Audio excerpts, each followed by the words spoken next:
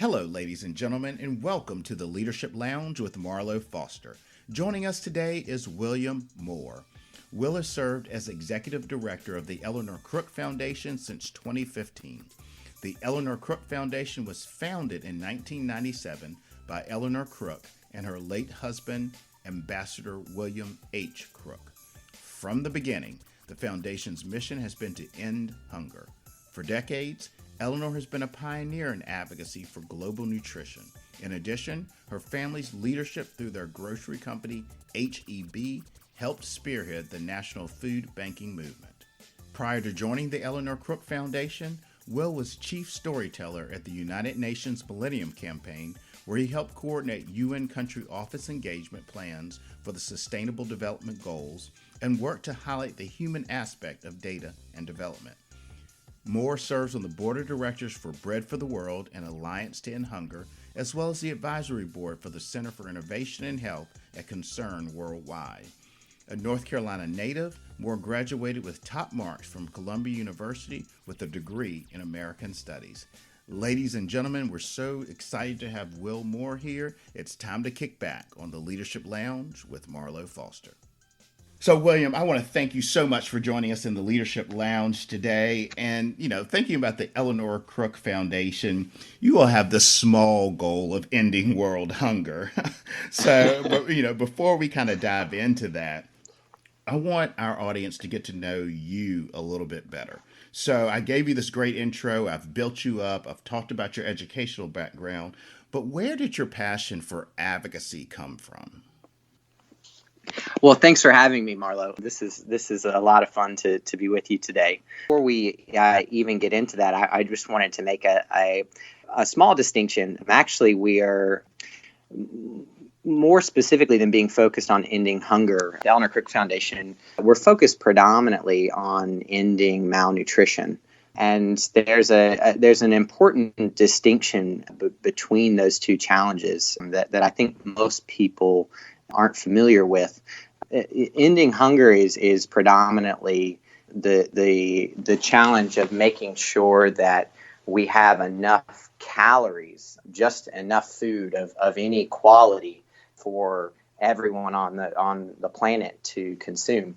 And actually, we're in pretty good shape on that front. They just came out with a major study in the journal Nature last month, where a group of scientists, of food security experts, ran a number of projections of different developments that might happen in the world between now and 2050, when we expect to have between 9 and 10 billion mouths to feed on the planet. And with every scenario that they ran, even the most extreme scenarios where climate change goes unchecked, where this trend of increasing global conflict continues, even under those scenarios, their projections showed that the world is likely to have enough calories. Our global agriculture sector is likely to be able to produce enough calories for everyone on the planet to reach their caloric minimum. Now, equitable distribution, making sure that the poorest and the most marginalized get their fair share, that will be a challenge. But we're on track from a production standpoint. Where we're not on track is being able to produce enough calories that also have the adequate amount of nutrients that kids, especially in the first few years of life, that their brains and their bodies need to develop. And most of the calories that our world is producing today are empty calories. They're staple crops. They're empty carbohydrates, sugars, grains without a lot of micronutrients. And we see the devastating impact that has on human health in all countries. In developed countries like the United States, that impact comes in the form predominantly of non-communicable diseases, of obesity, of heart disease. And that has a tremendous toll on our healthcare system. In developing countries and low-income countries, which is where the Eleanor Crook Foundation focuses, the impact is typically seen through the form of undernutrition, through stunting and through wasting. And essentially, if kids are just getting those empty calories in the first 2 years of life, their brains and their bodies will never grow to full development. So there's permanent damage to that gray matter infrastructure that humans need to thrive. So that's the issue that we're really focused on at the Eleanor Crook Foundation. To answer your question, I'm sorry. No, that's great. I think it's great for our listeners to really get a clear understanding of kind of ending hunger broadly, and then focusing in on the aspect of the appropriate nutrition, not malnutrition, but making sure you have the appropriate caloric intake with the appropriate vitamin and mineral mix to ensure that you have a high quality life. So clearly you have the passion for this advocacy work. Now, where did it come from? Well, I come from a long line of advocates. My grandmother tells stories about my great-grandmother in Texas putting on her big hat and her white calfskin gloves and going to meetings for the Texas State Board of Mental Health. She was the first woman on that board, and really just making all of the old stock white men on that board really uncomfortable, just making their lives basically hell for decades, and multiple governors doing their best to get her off of that board, and she was not going anywhere. And my grandmother is the one who really instilled in me an understanding of the value of advocacy in telling stories like that, but also in her own actions. And she actually was a pioneer in advocacy on global hunger and malnutrition issues. Mm-hmm. She's been working in this space for 30 years now. And, she convinced me that we can all, as extremely fortunate people living in the United States with disposable incomes that allow us to do some giving, to get out there and volunteer and do some good, we can all try as hard as we might. But as individuals, we're never going to have the means to end the biggest problems that are facing the world, problems like hunger and malnutrition. Right. And that, in contrast, the president and Congress, with literally the stroke of a pen, can authorize hundreds of millions of dollars that could be quickly mobilized to tackle those same problems. And so if we can, use our efforts as private individuals living in a democracy to try and influence those lawmakers who have the big purse, right. Then that's the only way that we're going to tackle these problems that have faced humankind since the very beginning. And from a statistic standpoint, I think her argument really holds true. Just 7% of domestic and international safety net and foreign assistance programs are funded from private sources, from churches, philanthropies, individuals. The other 93% is government funding and government programming. So it really just puts into perspective that we can play a role as individuals, but it's going to be governments, it's going to be it's going to be the collective that has the power to make this global scale change. And that's what advocacy is about. Advocacy is about changing the course of the biggest ships. And it's hard work. It's hard to know if you're having an impact. But I believe it's really worth it, and I believe it's really exciting. And I'll give you an example of a recent success that we've had in our sector, the Eleanor Crook Foundation and our partners in the advocacy space. Just last Friday, President Trump signed into law the FY19 appropriations bill for foreign aid, and it included a $20 million increase for global nutrition, which is a sizable. It's a 15% increase in that account. It's the first increase that we've seen in that account in 6 or 7 years.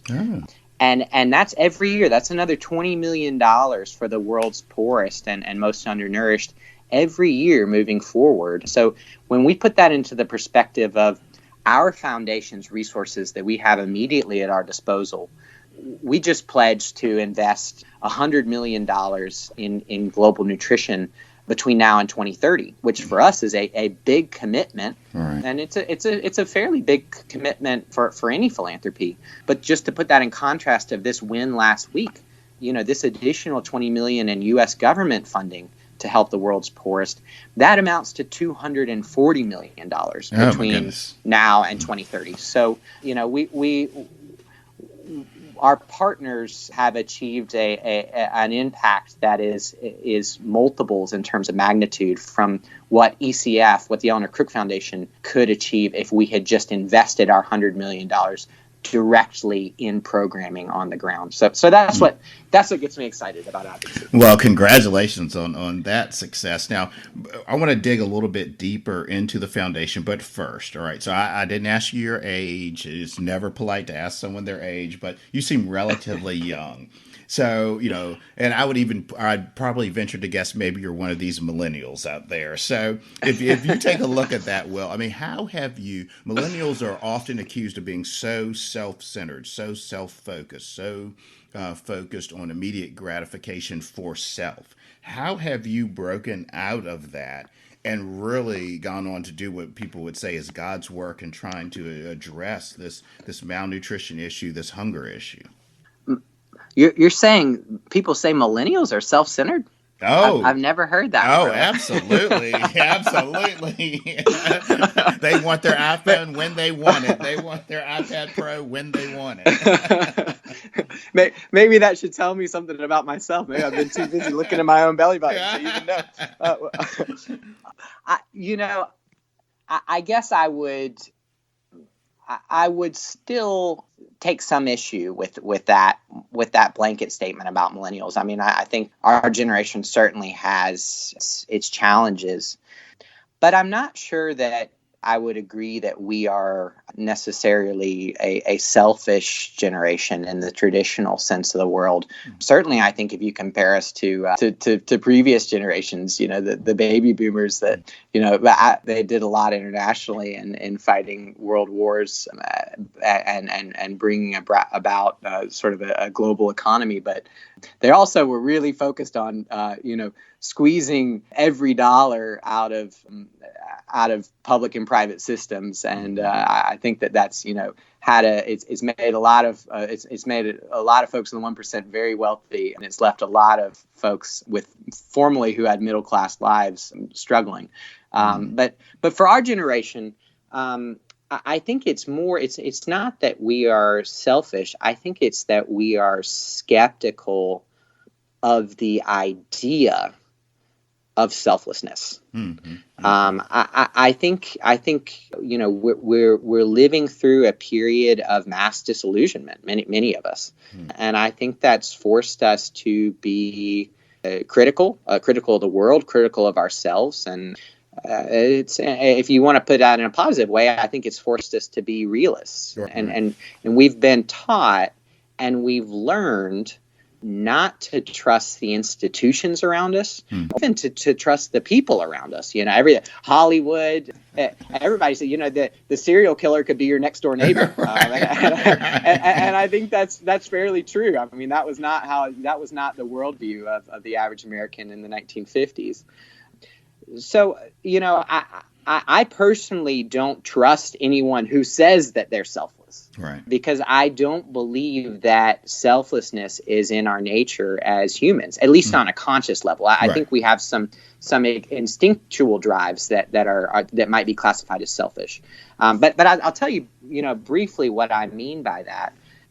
I was having a conversation a few weeks ago with one of my colleagues, one of our researchers at the foundation, and she's a few years younger than me, and she has made the decision that she's not going to have children.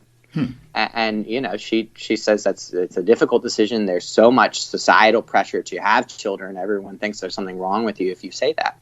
But she asked me, why would you want to have kids? And I said, well, I'd love to pass on a legacy. I'd love to, have my genes move on. I'd love to have someone who's there to care for me when I grow old. I'd love to have someone to keep me in my place, to have some kid that it doesn't matter, how big I might be at work, to remind me that to remind me when I come home. You're just dad at home and nothing else. Exactly. Yeah, exactly. And she said, well, those are all interesting reasons, but those are all about you. None of those are for your child. Everything you just said is about you, and I think it's an interesting point, and I think it highlights a sort of cold and calculating, but in some ways, I think just brutally honest realism that I think classifies that characterizes a lot of my generation. Will Moore will be joining us again in 2 weeks to share more of his thoughts on the Leadership Lounge with Marlowe Foster.